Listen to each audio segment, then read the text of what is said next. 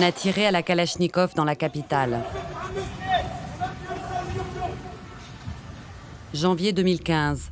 Attaque de Charlie Hebdo, d'une policière à Montrouge et prise d'otage de l'hypercachère de Vincennes. 17 morts, 16 blessés.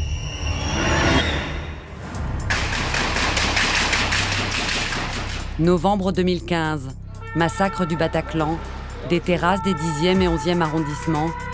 Bilan 130 morts et plus de 350 blessés. Les autorités parlent d'une guerre, et cette guerre a son arme, la Kalachnikov.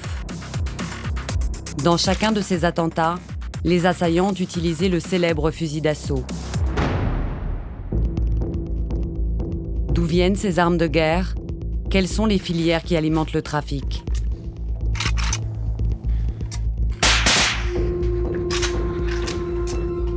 Celle-là est bien. On la prend aussi. Allez, faut ranger tout ça. Donne-moi encore un truc. J'ai de la place. On peut encore en mettre là. Il faut qu'on remplisse au maximum. Maintenant que les armes sont dans la voiture, comment vous vous sentez? J'ai la pression. Vraiment? Oui. Comment les trafiquants parviennent-ils à franchir les frontières pour acheminer les Kalachnikov jusqu'en France? Je suis passé par là des millions de fois, j'ai jamais attendu aussi longtemps. Ah bon? Ça se passe jamais comme ça? Non, regarde, y a personne. La France a-t-elle les moyens de lutter contre ces filières clandestines? On recherche des armes et des explosifs. Il y a de la corruption à la frontière, bien sûr. Il y en a ici en Hongrie et il y en a dans toute l'Union européenne. Avant et après les attentats de Paris, nous avons suivi la route de la Kalachnikov.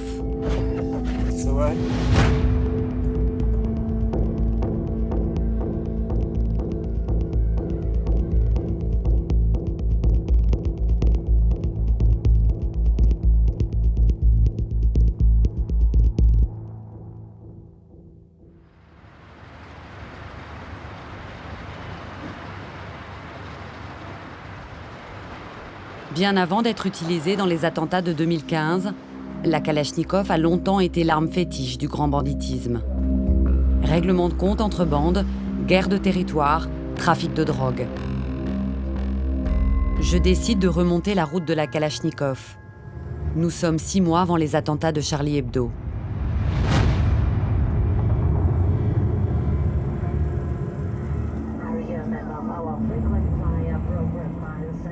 Je me rends en Albanie dans les Balkans.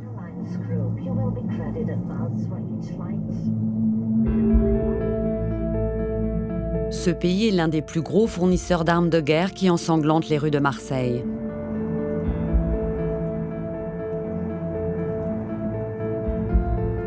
Après des semaines de pourparlers, un réseau de trafiquants a accepté de nous montrer comment se passe une livraison d'armes.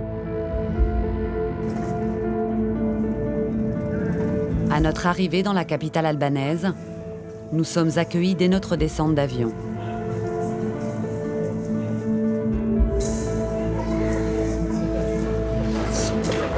Comment vas-tu? On peut lui faire confiance à ton caméraman? Ça fait 10 ans que je travaille avec lui. Ok, donc pas de problème? Aucun problème. Lisez. Notre guide est un ancien braqueur, rangé des voitures. Je le connais depuis des années. Il est en relation avec tous les voyous du pays. L'un de ses amis, plutôt baraqué, fera office de chauffeur. C'est quoi notre programme? Vers 12-13 heures, on devrait prendre la route pour le travail qu'on a à faire.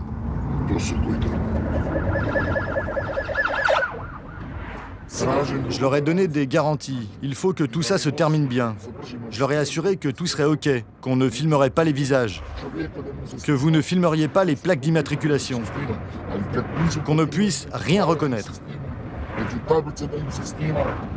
Sinon, si vous ne respectez pas ces instructions, s'il se passe quoi que ce soit, vous aurez des problèmes. Vous allez en payer les conséquences, et ce ne sera pas une histoire d'argent. On sait ce qui peut se passer. Ce sera réglé en quelques secondes. Alors prie Dieu que tout se passe bien. Moi, j'ai mal au crâne avec toute cette histoire.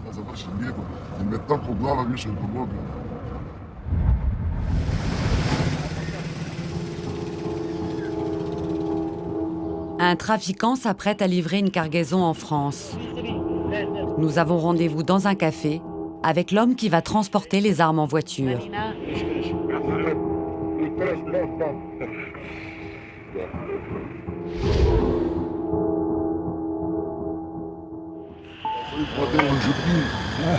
Il faut faire attention et être prudent. Ne t'inquiète pas, il ne filme pas ton visage. Il le cache. Bien sûr, si tu veux, il le cache, tu comprends? Et il y a aussi le problème des plaques d'immatriculation. Nous essayons de le rassurer. Il craint que le reportage atterrisse chez les autorités. Et les images pourraient tomber entre les mains de la police. Il n'y a aucune chance pour que quelqu'un s'empare des enregistrements. Les cartes mémoire sont petites. Elle peut les cacher dans sa culotte. De toute façon, c'est une journaliste. Personne ne peut rien lui faire.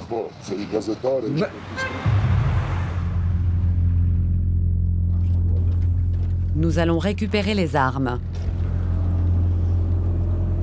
Une petite route de campagne, un endroit discret au milieu des champs, afin que nous puissions filmer les kalachnikovs qui vont partir pour la France.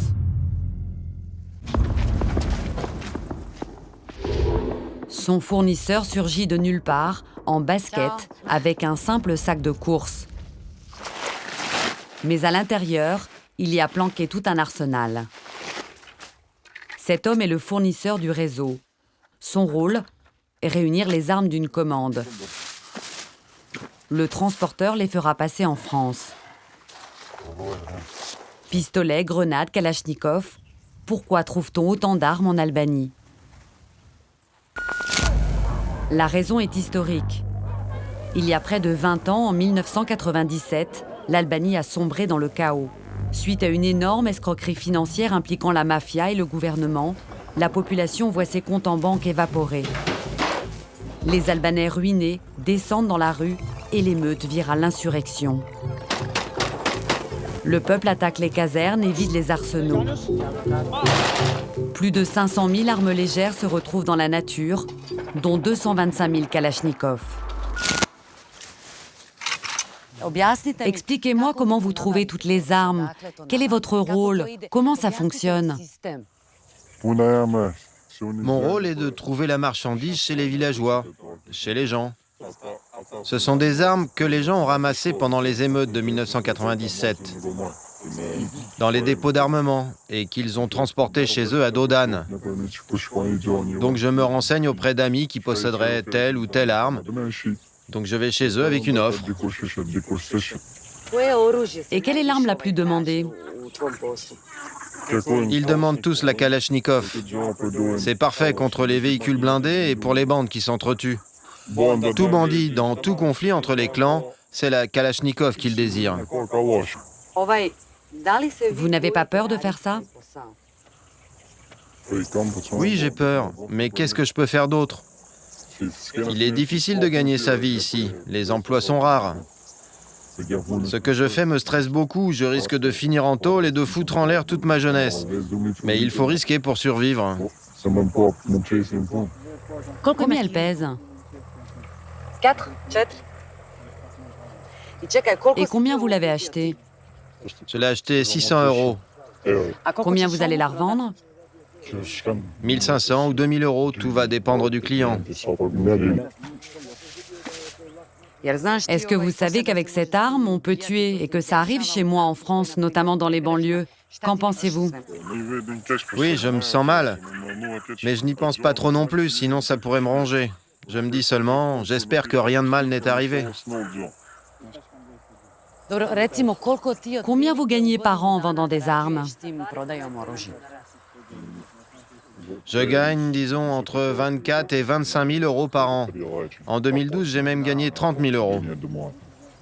30 000 €, c'est environ 10 fois le salaire moyen annuel d'un employé en Albanie. Bon, là, ils veulent absolument qu'on se dépêche. Peut-être il va accepter de tirer pour nous montrer.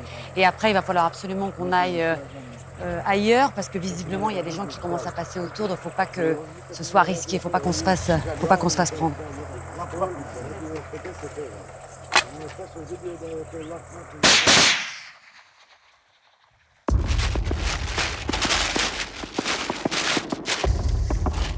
Vite, il faut effacer les empreintes avant de planquer les calibres dans le véhicule.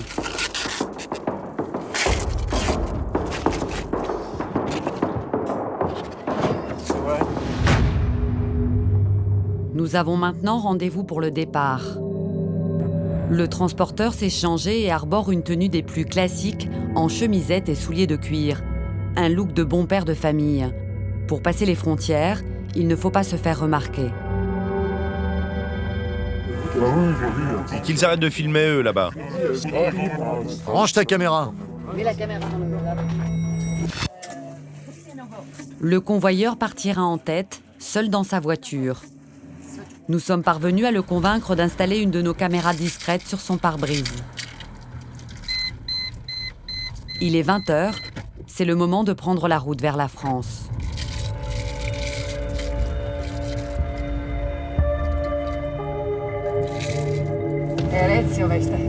Nous le suivons à distance en filmant aussi. En quittant l'Albanie, nous allons traverser le Monténégro, la Croatie, la Bosnie-Herzégovine, la Slovénie, l'Autriche et l'Allemagne. Plus de 2500 km, 5 frontières à passer avant d'entrer dans l'espace Schengen. Première étape, la douane entre l'Albanie et le Monténégro.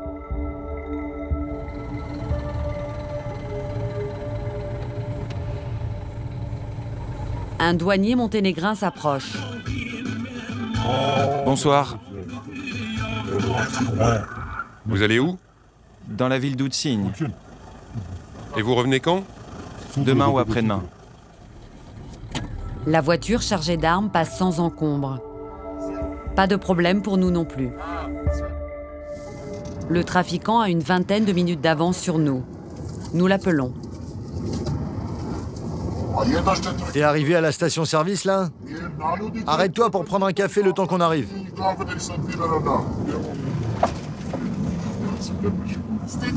Qu'est-ce qu'il dit? Tout se passe bien pour lui? Évidemment, il est stressé. C'est pas des pommes de terre qu'il a dans son coffre.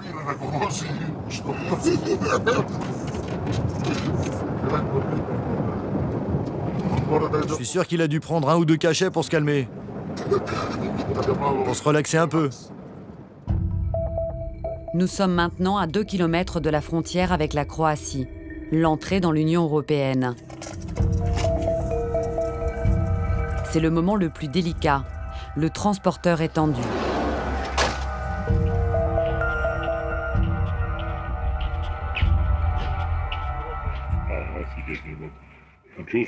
Tu leur dis d'enlever la caméra qui est dans ma voiture. Là, j'ai peur que ça marche pas et qu'on se fasse arrêter. Il a peur de garder la caméra dans sa voiture. Nous n'avons pas le choix. Il faut retirer la caméra de son véhicule. Mais nous fixons un lieu de rendez-vous après la frontière pour réinstaller le dispositif une fois passé dans l'Union européenne. Juste après avoir passé la frontière, tu t'arrêtes et tu nous attends à la première station-service. Oui, bien sûr, pas de problème.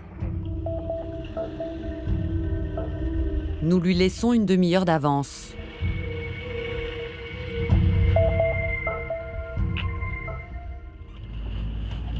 Lorsque nous atteignons le poste frontière à notre tour, une barrière bloque le passage. Nous sommes obligés de nous arrêter. Aucun douanier à l'horizon.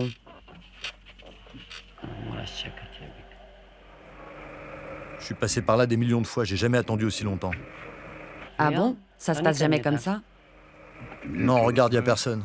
Au bout de 20 minutes, un uniforme apparaît. Il inspecte nos passeports. Vous allez où? On va en France. En France? Oui.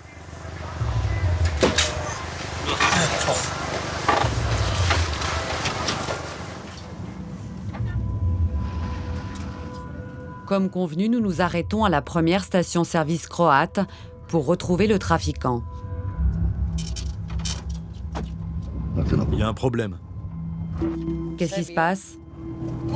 Il est pas là. Il n'est pas là? Tu n'arrives pas à l'avoir au téléphone? Non, il est éteint. Nous faisons le tour des autres stations-service des environs. Le transporteur a disparu. Notre guide est inquiet. Il appelle un ami du transporteur.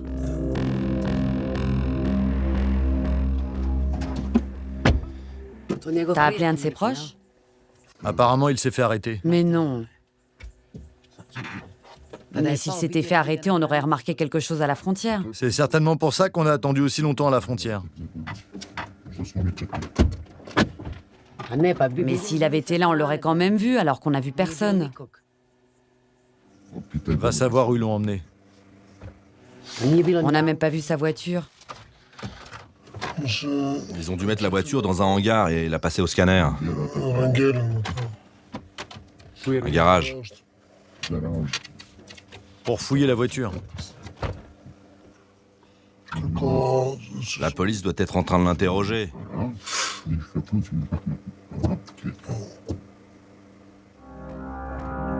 5 heures du matin. Si le trafiquant s'est fait arrêter avec les armes, il pensera que nous l'avons dénoncé. Notre sécurité est en jeu. »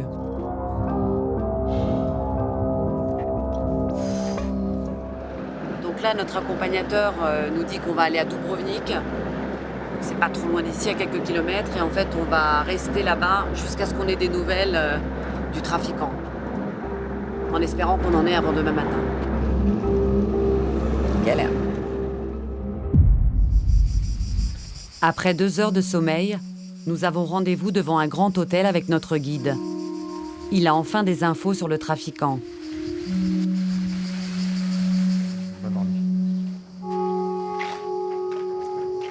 Alors, quelles sont les nouvelles? J'ai pas arrêté de l'appeler depuis que je suis réveillé. Il a fini par me répondre et il m'a dit « J'ai été obligé de partir ». Non mais attends, il est où là? Je comprends pas. Maintenant, il est arrivé en Allemagne. Le transporteur est arrivé en Allemagne. Il a filé sans nous attendre à la station-service. Donc là, on va être obligé de tout réorganiser. Notre accompagnateur va être obligé de retrouver d'autres trafiquants qui acceptent qu'on les filme partant d'Albanie jusqu'en France. Donc je crois que là, c'est la fin de notre voyage. On s'arrête à côté de Dubrovnik.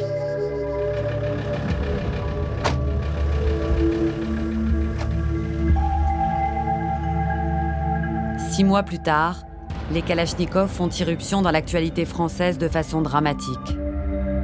Pour la première fois en France, des terroristes vont utiliser cette arme de guerre jusque-là réservée au grand banditisme.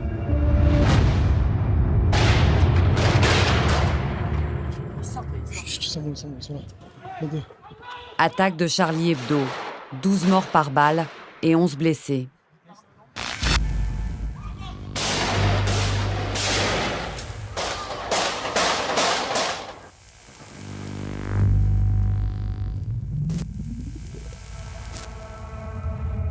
Après 3 jours de cavale, les frères Kouachi se retranchent dans une imprimerie de Dammartin en Gouelle et meurent les Kalash à la main en affrontant le GIGN.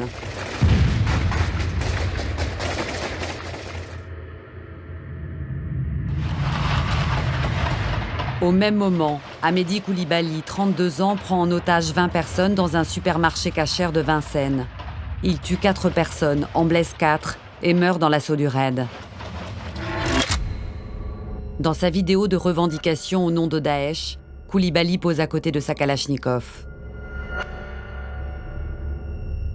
Koulibaly, ancien délinquant multirécidiviste, a utilisé ses contacts dans le milieu criminel pour se procurer les armes de l'attentat.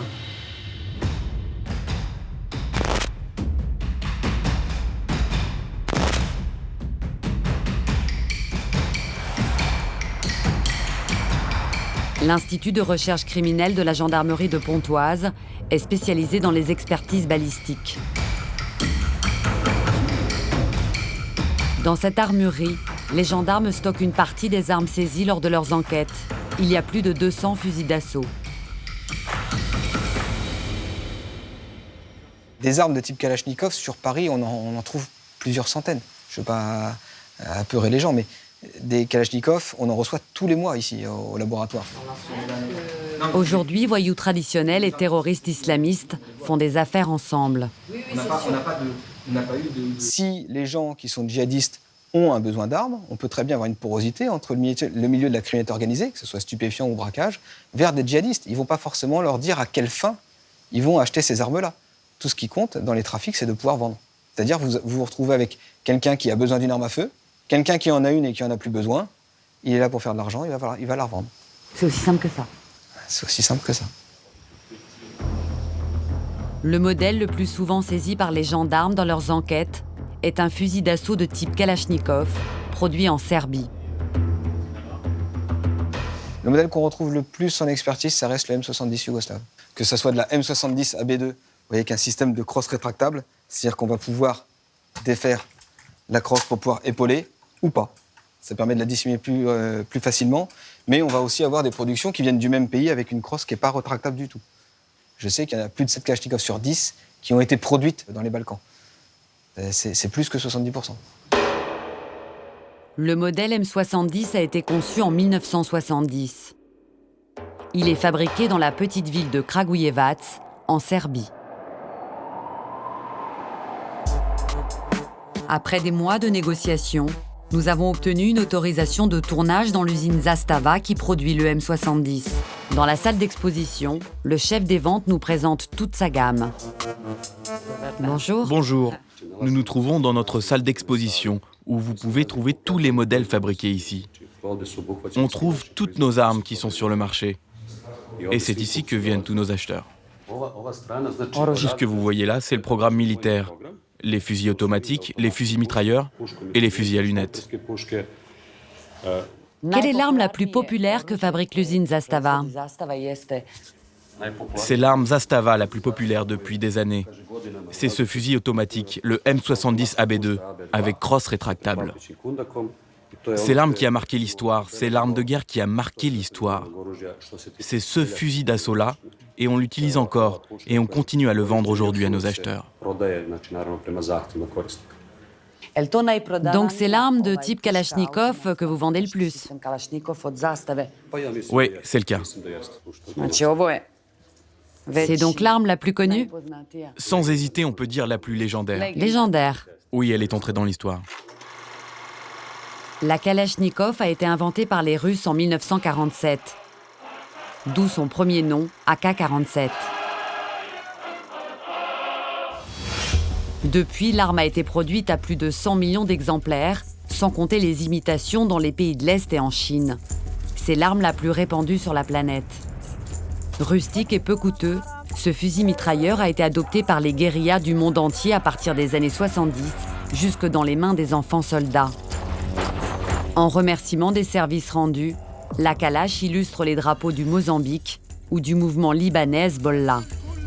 Les grands patrons du crime organisé, de Pablo Escobar au cartel mexicain, en ont commandé des modèles bling-bling et sur mesure. Dans les années 90, les djihadistes internationaux d'Al-Qaïda s'en emparent et en font leur arme fétiche.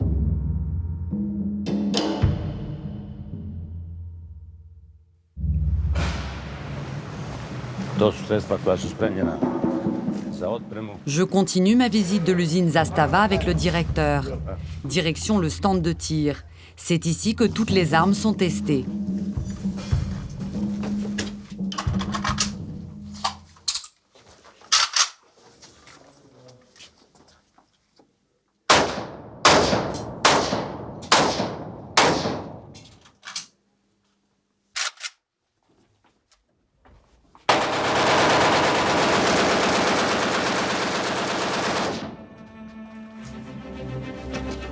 Sur son site, Zastava a mis en ligne cette démonstration promotionnelle.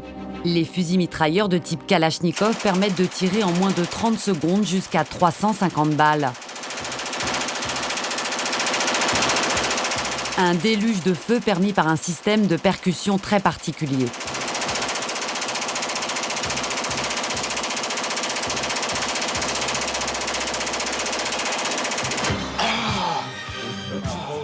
Cette arme est vraiment très fiable, dans les conditions les plus difficiles.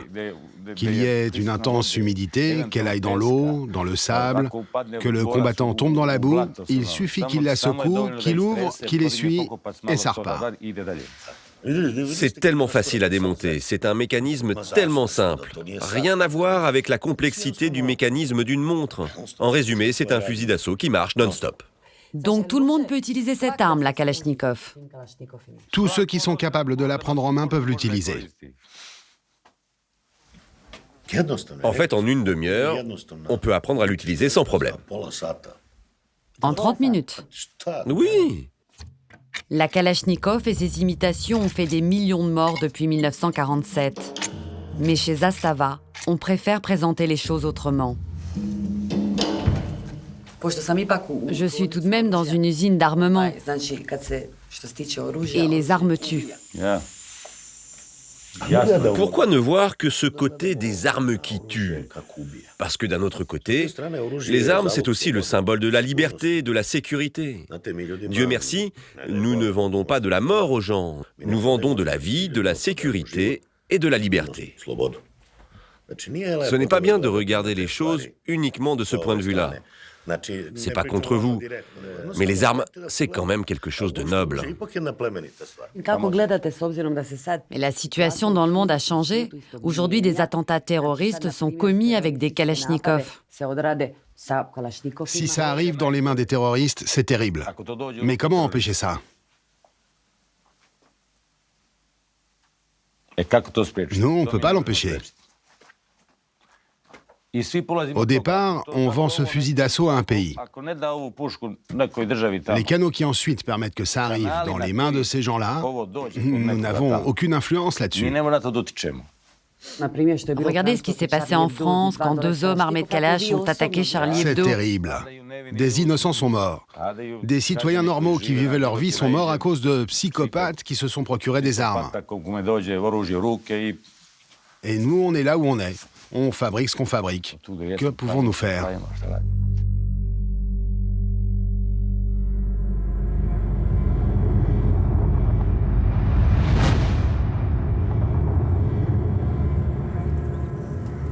Six mois après les attentats de Charlie Hebdo, les choses ont-elles changé en Europe?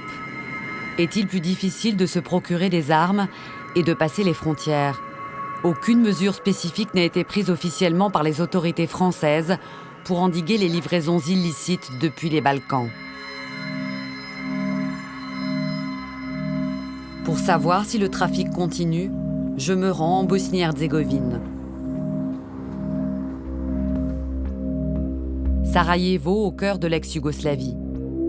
La ville a été soumise à un terrible siège pendant 4 ans, au début des années 90. À cette époque, une grande partie de la population de Bosnie-Herzégovine s'est armée.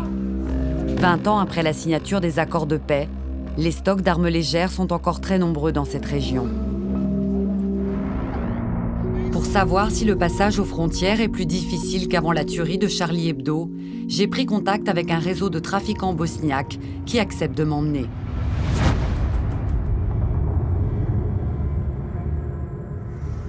Je me rends sur les hauteurs de Sarajevo. Bonjour. Cet homme est un fournisseur. Il a collecté des armes dans toute la région. Ces 2 hommes à casquette sont des acheteurs. Ils se chargeront de transporter la marchandise en Europe. T'as bien tout ce qu'on t'avait commandé? Oui, oui. À même le sol, sous une simple couverture, quelques armes de poing, des munitions et des kalachnikovs.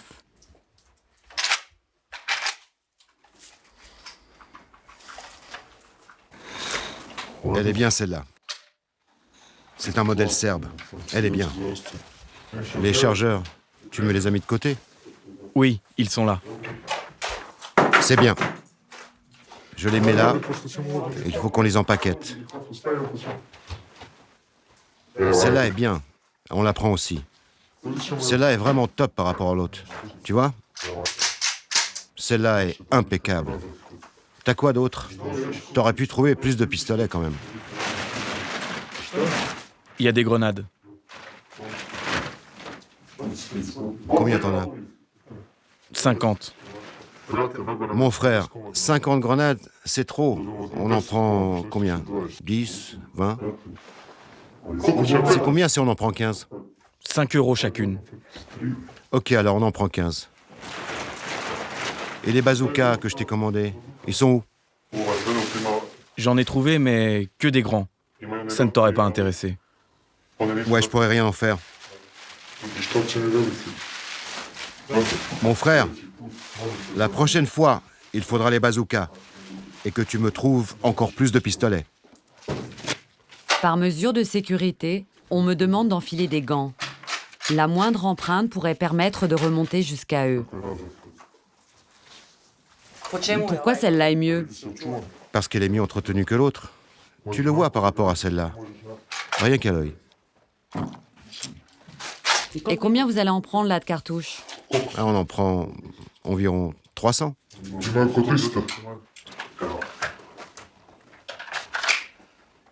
Un Glock. Il n'y a rien à rajouter. Tout est dit. Ça, tu sais ce que c'est? Non. C'est une arme pour tueur professionnel. Ça, c'est pour tuer quelqu'un la nuit, dans un bar par exemple. Tu vois, il fait sombre et... T'es morte et personne n'a rien vu. Rien entendu. On va vérifier la qualité, s'il a beaucoup été utilisé.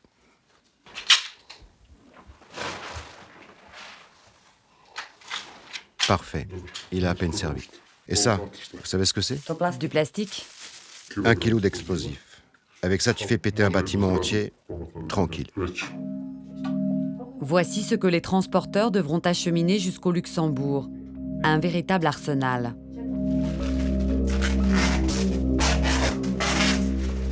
Vous me dites que ça vous a coûté entre 2 et 3 000 euros, mais combien vous allez revendre tout ça à destination? Environ. Je peux pas te dire. 5 fois plus, 10 fois plus? 10 fois plus.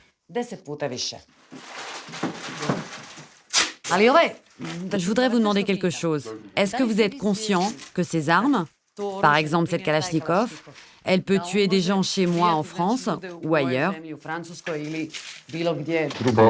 Oui, on est conscient de tout. Si vous pensiez aux conséquences, alors vous feriez quoi? Si on y pensait, on arrêterait tout. C'est le boulot qui veut ça. Tout ça, ce n'est que du business. Ceux qui doivent penser à ça, c'est ceux qui les fabriquent. Oui, mais est-ce que quand même vous y pensez parfois? Par exemple, quand il y a un attentat terroriste? Non, on n'y pense pas du tout. Si on réfléchit trop, on n'a plus de travail. Bon, allez, faut pas qu'on traîne ici. Je commence à être nerveux. Allez, faut ranger tout ça.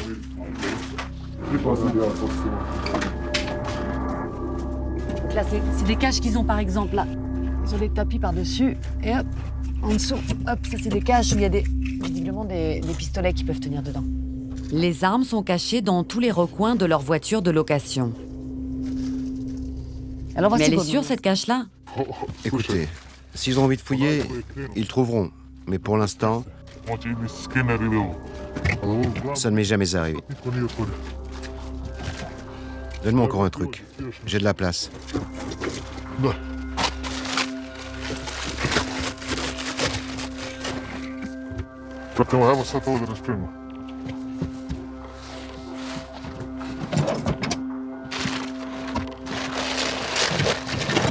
On peut encore en mettre là.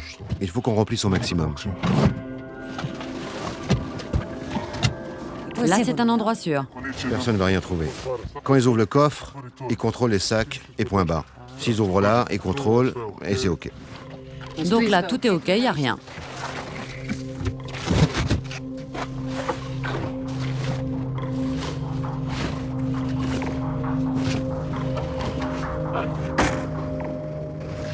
Et maintenant que les armes sont dans la voiture, vous vous sentez différent? Rien à voir. Tu vois là, j'ai mal à la tête. Ah bon? J'ai la pression. Vraiment? Oui.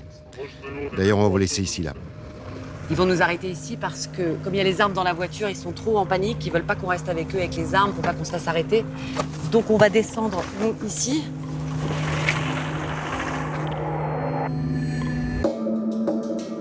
Depuis la Bosnie-Herzégovine, ils vont traverser la Serbie, la Hongrie, l'Autriche, l'Allemagne, pour arriver au Luxembourg. L'étape délicate, c'est l'entrée en Union européenne, à la frontière hongroise.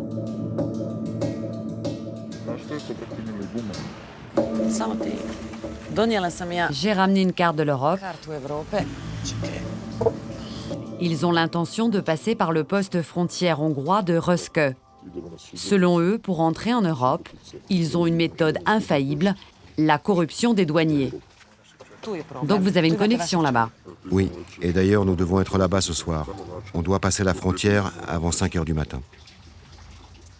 Combien vous allez le payer? Ça dépend de ce qu'on a dans le coffre. Oui, mais là, ce soir, par exemple. 2000 euros. Mais cet homme, pourquoi il accepte de faire ça? C'est quand même un policier, un douanier. Un douanier. Il travaille quand même pour la douane. Tu en trouves partout. Mais il y a des failles partout. Ça nous a pris du temps avant d'entrer en contact avec cet homme. C'est pas « j'arrive à la frontière, bonjour, je veux passer, voilà l'argent ». Sinon tu te fais arrêter pour corruption. Tu peux pas choisir n'importe qui. Il faut que tu aies des connexions. Et les Hongrois, ils font ça uniquement pour l'argent. Rien d'autre les intéresse. Tu passes, tu payes et voilà. 2000 euros par passage, environ 4 mois de salaire pour un douanier hongrois. C'est l'heure du départ. Les transporteurs ne veulent pas que je monte avec eux ni que je les suive à distance. Je leur confie une caméra pour qu'ils filment leur périple.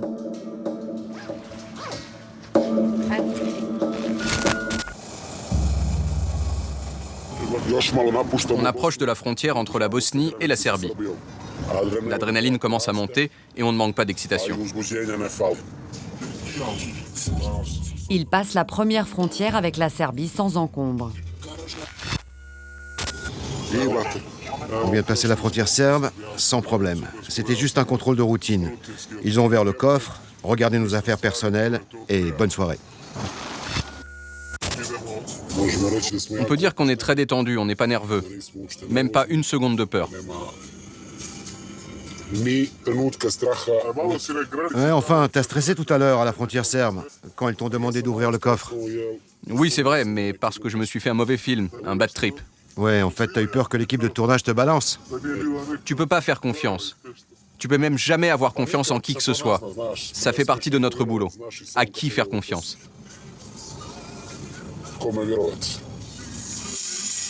Le moment délicat approche.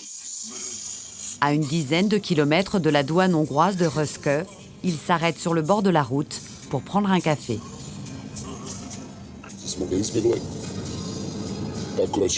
Maintenant, on va faire une pause et appeler notre passeur à la frontière. Le passeur, c'est le douanier hongrois qui a accepté 2000 euros pour ne pas fouiller leur voiture.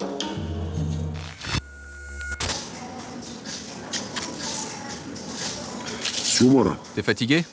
Oui, un peu. On attend ici le passeur et c'est ici qu'on lui donne l'argent? Ouais, ici c'est très bien. Et quand on aura réglé tout ça, on aura fait 70 à 80% du boulot. Et une fois qu'on aura passé la frontière et qu'on sera en Hongrie? On sera en Union européenne. À partir de là, les transporteurs bosniaques ont arrêté de filmer. Quelques jours plus tard, ils m'ont appelé pour me dire qu'ils étaient bien arrivés au Luxembourg et avaient effectué leur livraison. Je me rends au poste de douane hongrois de Röszke, par lequel mes trafiquants sont entrés en Europe. La corruption est-elle courante ici? J'ai le droit de filmer, mais pas de poser des questions.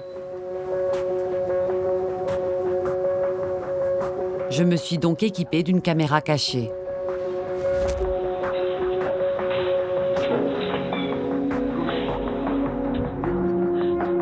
Premier indice, des affichettes placardées un peu partout. Stop à la corruption.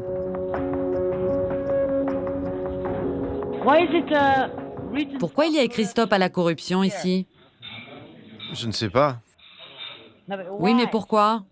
Ici, il n'y a pas de corruption. Pas de corruption, mais pourquoi c'est écrit alors? Non, ici, il n'y a pas de corruption. Donc il n'y a pas de corruption ici, alors que sur l'affiche, il est écrit qu'il faut stopper la corruption. Je vois pas la logique là-dedans. Il faut demander à mon chef. Une dizaine de routiers attendent le tampon des douanes pour faire entrer leurs marchandises dans l'Union européenne. Ce sont des habitués de ce poste frontière. Si certains douaniers sont corrompus, ils doivent le savoir.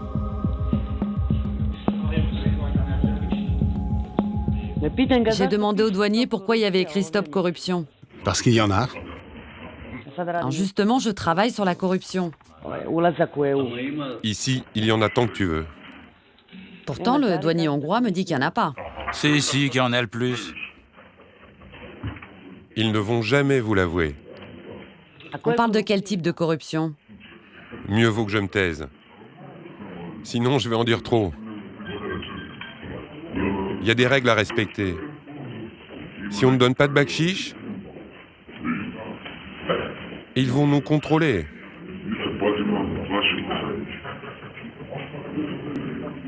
Et ils finiront par trouver quelque chose qui ne va pas. Et là, c'est direct une amende. De 1 000 € minimum. Donc, t'es obligé de donner du bakchich. Vous devez leur donner combien? Oh, ça dépend. À peu près. 10, 20 ou 50 €, ça dépend. Le jour même de ce tournage, un scandale éclate. Une dizaine de douaniers est arrêté pour corruption à un autre poste frontière hongrois. Je demande une interview au responsable hongrois de la sécurité. C'est lui qui est en charge des postes frontières de la région. Bonjour, je suis Vanina Kamban de Canal+. Je lui raconte ce que j'ai vu au poste frontière de Ruske. En passant la frontière, je me suis donc évidemment arrêtée au poste frontière pour présenter mes documents. Et j'ai vu qu'il y avait des panneaux partout disant « Stop Corruption », « Stop la corruption ». Vous savez, c'est une simple mesure de prévention. Nous voulons empêcher que les voyageurs offrent par sympathie une boisson rafraîchissante ou du chocolat à nos fonctionnaires. Et nous voulons seulement les protéger de cela. Plusieurs trafiquants d'armes que j'ai rencontrés payent les douaniers hongrois pour pouvoir passer la frontière avec les armes de manière à ce que leur voiture ne soit pas fouillée. Je n'ai rencontré aucun trafiquant, donc je ne peux rien vous dire à ce sujet. Au fond d'un canapé, un homme intervient. C'est le porte-parole de la police. Il s'adresse en hongrois à notre traductrice. Non, en anglais, s'il vous plaît, en anglais. Adressez-vous à moi. Je vais vous donner le numéro du cabinet du procureur, de la porte-parole du procureur. Vous pourrez lui poser ces questions. Si vous avez d'autres questions sur la police des frontières, nous sommes prêts à y répondre. Mais si vous voulez parler du fait que nous sommes corrompus... Monsieur. Bon, je vais vous remercier car cette interview est maintenant terminée. J'ai bien compris que vous ne vouliez pas répondre à mes questions, mais c'est un vrai problème. Je parle des armes qui arrivent en France et en Europe et qui arrivent des Balkans. C'est très important. Je parle de sécurité. Coupez la caméra. Le porte-parole pense qu'il n'est plus filmé, mais nos caméras continuent de tourner. Il finit par reconnaître le problème. Je ne vous ai jamais dit qu'il n'y avait pas de corruption à la frontière. Il y a de la corruption à la frontière, bien sûr. Il y en a ici en Hongrie et il y en a dans toute l'Union européenne. Partout. Selon lui, cette corruption à toutes les frontières européennes faciliterait le passage des voitures chargées d'armes.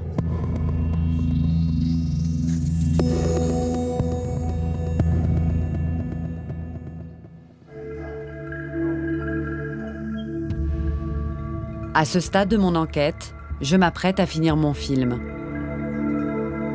Un événement va tout bouleverser.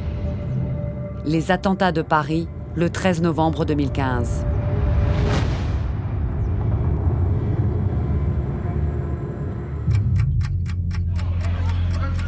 Monsieur, qu'est-ce qui s'est passé? Monsieur, 3 terroristes armés de Kalachnikov mitraillent des terrasses de cafés et restaurants dans les 10e et 11e arrondissements. Bilan, 39 morts et des dizaines de blessés.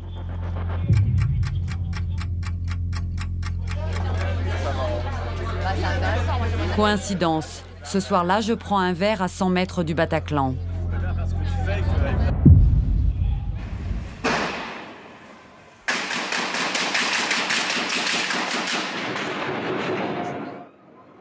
Le patron du bar baisse son rideau de fer.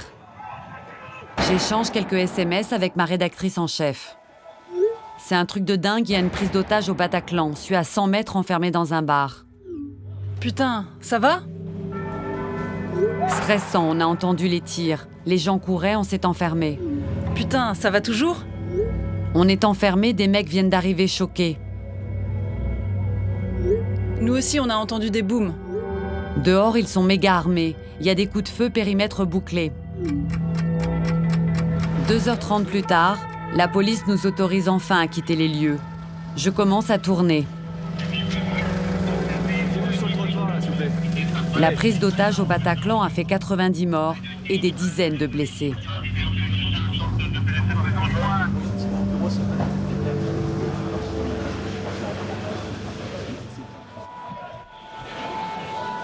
Les témoins sont sous le choc.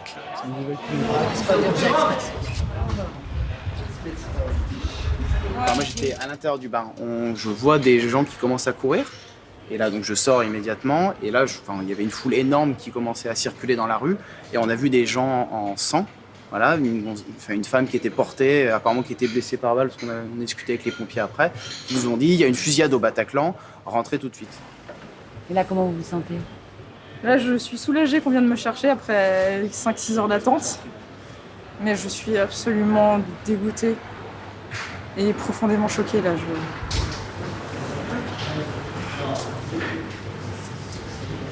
je suis désolée. Je vais y aller.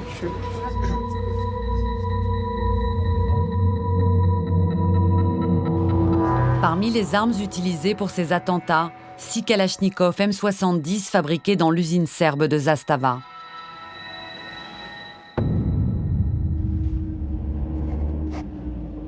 Je retourne en Serbie pour interroger le directeur que j'avais rencontré. Il a reçu une demande d'information des autorités françaises concernant les 6 Kalachnikov M70 utilisés par les terroristes. Ce sont les numéros de série qui permettent d'identifier les Kalachnikov. Fusil automatique M70 avec un numéro de série 5960.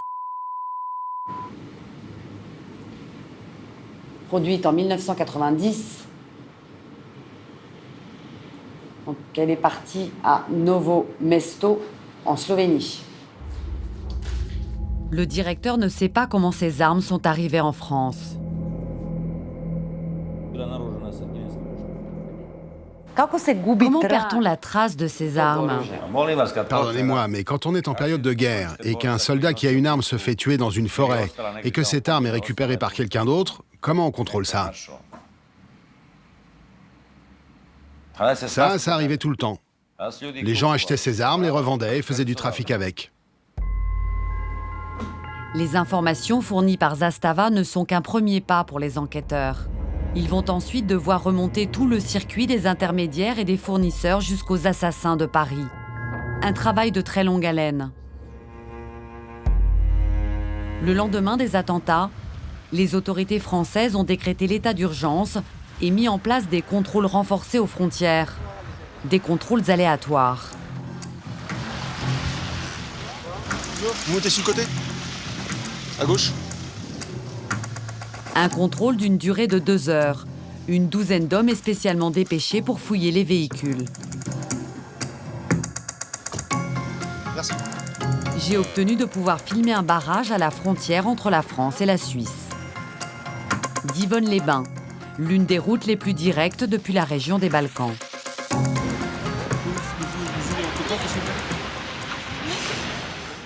Alors là, je regarde s'il y a des armes, des explosifs. Donc là, visuellement, il n'y a rien. D'accord? Et au niveau de la roue de secours, bon là, effectivement, il y a une roue de secours, donc tout est correct.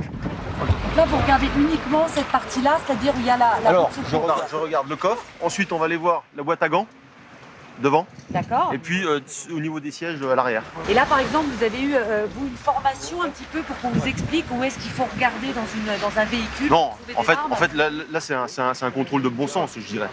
Hein, voilà. Donc on regarde, nous, où on estime pouvoir cacher des armes. Parce que si vous voulez, moi, les trafiquants que j'ai suivis, parce que depuis que je fais cette enquête, j'ai pu suivre plusieurs groupes de trafiquants d'armes, et ils m'ont montré où ils cachaient leurs armes, et en l'occurrence, c'est absolument pas au niveau de la route de secours. Ouais. Donc ça veut dire que vous ne regardez pas vraiment aux bons endroits. Il faut regarder où? Il faut regarder partout, en fait.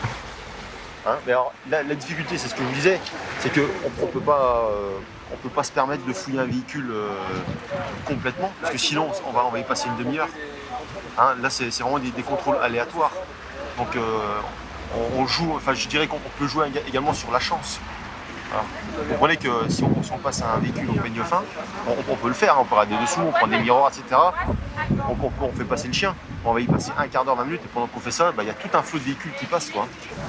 Trouver des armes revient à chercher une aiguille dans une meule de foin. Il y a à peu près une cinquantaine de chemins ou de routes qui permettent d'aller de France à Suisse ou de Suisse à France. Vous voulez dire que c'est impossible à contrôler? Donc effectivement, on ne peut pas contrôler tous les points de passage. Hein. On ne pourrait pas mettre des postes fixes 24 heures sur 24 sur une période de plusieurs jours ou de plusieurs semaines. Même en ce moment, avec les attaques terroristes qui ont eu lieu le 13 novembre. Non, mais bien sûr que non. Entre des passages de véhicules, des piétons peuvent passer à travers champs, à travers bois.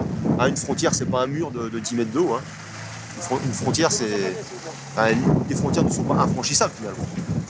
Voilà. C'est pas rassurant. Non, mais ça a toujours été. On ne découvre pas aujourd'hui que les frontières sont poreuses. Hein. 19h, fin des contrôles. Alors? Non, c'est bon. Il y a rien du tout. Ouais, on lève le dispositif, mon chef.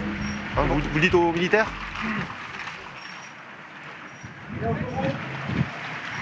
Alors les résultats? On a trouvé 0 arme et 0 explosif. Pour autant, j'estime qu'on a lutté indirectement contre les trafics d'armes parce que peut-être qu'il y en a qui sont passés, j'en sais rien, mais peut-être que des véhicules au loin ont fait demi-tour et ne sont pas rentrés en France, ne sont pas rentrés sur notre secteur. Allez, merci beaucoup. Bon retour à vous. Merci bien, bon retour. Au revoir. Pardon, merci, bon retour.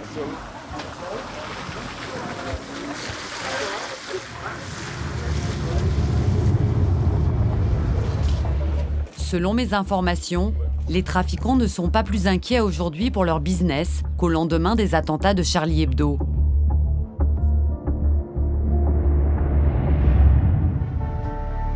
Quelque part en Europe, j'ai un dernier rendez-vous avec un trafiquant qui approvisionne Paris et Lyon.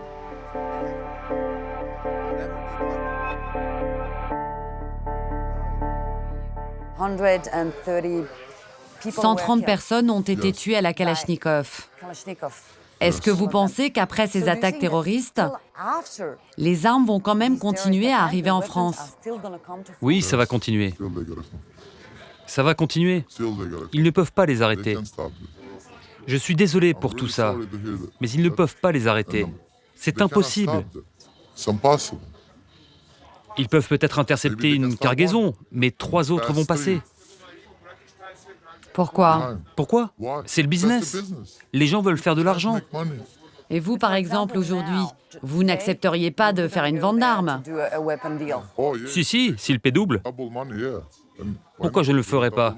S'il me paie le double, bien sûr que je le ferai. Je veux faire de l'argent. Combien de Kalachnikov circulent aujourd'hui en France? Aucun chiffre officiel n'existe. Mais des fusils d'assaut entrent à flux continu sur notre territoire depuis près de 20 ans. Au lendemain des derniers attentats, les autorités françaises ont effectué plus de 2700 perquisitions. Elles ont saisi plus de 400 armes. Sur ces 400 armes, une quarantaine seulement sont des armes de guerre.